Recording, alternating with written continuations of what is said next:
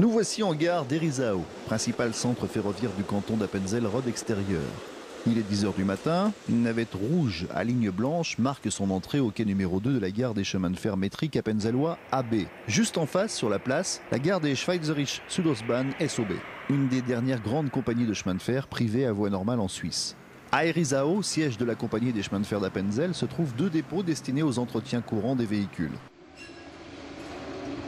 Dans celui du fond, hormis une locomotive à vapeur rachetée en son temps par des privés ou RHB, se trouve un véhicule plutôt original pour un chemin de fer à voie métrique typiquement suisse. Voici donc la singulière motrice diesel électrique BCFM24 numéro 56. Ce véhicule hybride fut construit en 1928 par les ateliers Sulzer de Winterthur. Comme tout le monde, la compagnie, durant la Première Guerre mondiale, fut confrontée à la dure pénurie de charbon. Au pire moment des hostilités, le prix du précieux combustible pouvait atteindre les 240 francs la tonne. Face à cette insurmontable situation, il n'était pas question de penser, même en rêve, à une quelconque électrification du réseau.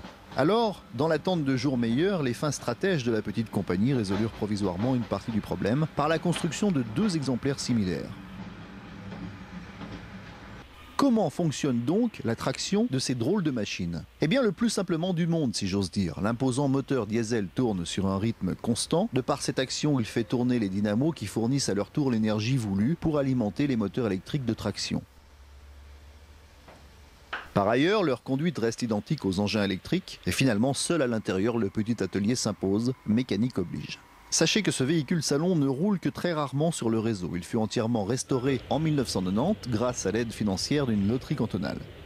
Avant de retourner en gare, jetons encore un rapide coup d'œil sur le petit locotracteur, somme toute bien sympathique, et destiné aux manœuvres de la gare d'Herisau. Construit en 1912, il porte encore les anciennes couleurs